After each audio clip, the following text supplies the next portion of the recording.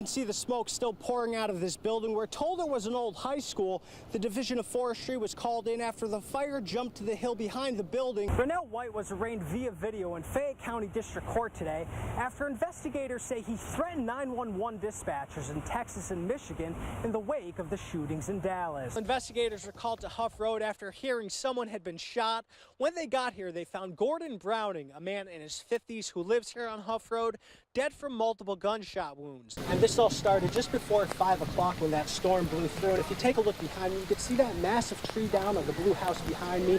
Part of that tree is also on a neighboring house. This is what it looks like today at Rice Crossing. Now, under normal circumstances, people are able to drive, even walk across this intersection. As we continue to deal with this blast of Arctic weather, drivers who spoke with say main roads like Route 25 are in pretty good condition, but back roads are dealing with some accumulation. People who live here say the storm came through with enough force to snap this utility pole. That group of students from the UK say they were just minutes away from London Bridge when the attackers reportedly drove a van into a crowd of pedestrians on the bridge. This crash happened at about 5 o'clock, and you could see that grayish silver car. We're told the man driving that car crossed into the northbound lane, colliding head-on with the black SUV. Former Floyd County attorney entered a guilty plea for his role in a $550 million Social Security fraud scheme. Khanna had been out on bond waiting to be sentenced in July, and he was scheduled to testify in a trial involving an alleged co-conspirator.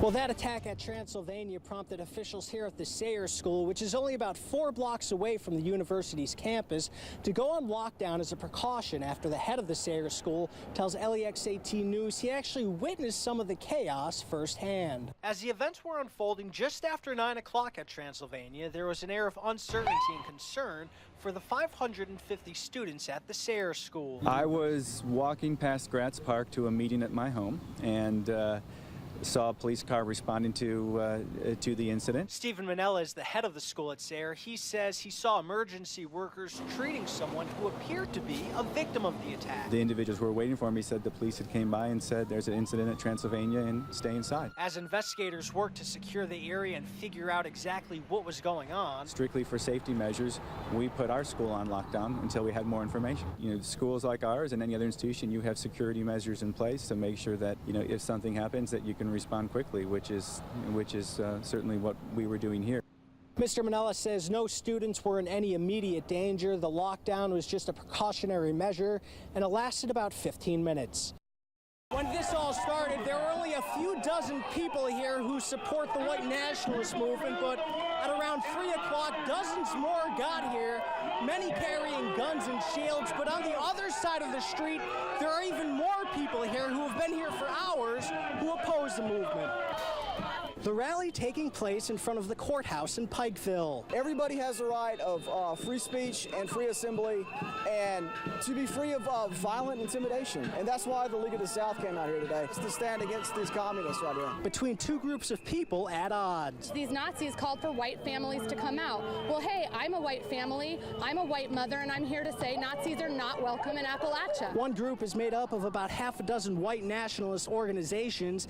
Many of their members tell LEX 18 News they're pro-Christian, pro-white, and a lot of them even call for a free and independent South, which would include secession from the United States. Would a person of color be able to join your group? No, this is a whites-only organization. People of color should go and live among themselves and have all the equal rights with themselves they want.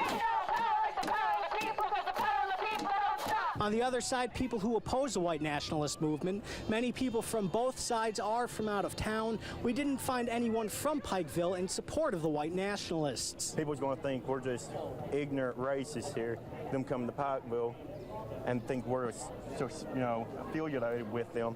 We're not at all. I believe that we should be segregated, yes. I believe that. I have nothing against blacks can do whatever they want. Just leave us alone. You're wearing a Chicago Cubs shirt. Yes, sir. I am here to support my local community, kind of stand for peace, show these people who we really are. Do you feel safe here right now? With our law enforcement and our local police, yes. Obviously, a lot of passion on both sides and a very tense scene here in Pikeville, but so far it's been a relatively peaceful one. Covering the news in Pike County from the LEX 18 Mobile Newsroom, back to you. 22-year-old Marcus DeVille is spending the day the same way he spent most days since losing his job about 2 months ago. Thank you, ma'am. God bless you. He says it's a relief the Supreme Court found the Lexington ordinance that made it illegal to panhandle unconstitutional. Some people have no choice but to panhandle. Like some of us, it takes a while to get a job. The court's ruling comes after Dennis Champion, who had been arrested more than 300 times for panhandling, took his argument all the way to the Kentucky Supreme Court. The court found the ordinance violated a person's right to free speech. 3 to 5 days in jail. They charge you with begging, tell you can't come back and fly a sign. People we spoke with who didn't want to go on camera say they felt unsafe at times when they're stopped at a red light just feet away from panhandlers. It hurts my pride more than it hurts people's wallets. I don't like doing this. This is embarrassing. While some people say they're glad the court struck down the ordinance, I think it's good because the fact of free speech, and also if we would be more responsive to people that are in need, then the world would be much better. The mayor's office released a statement saying in part the court ruling means they aren't able to enforce the ordinance. They say they want to work towards a strategy that puts safety first for everyone involved. Rather hold up a sign on the side of a road and beg people for money other than do like some people go and hit somebody upside the head with a brick and take their wallet.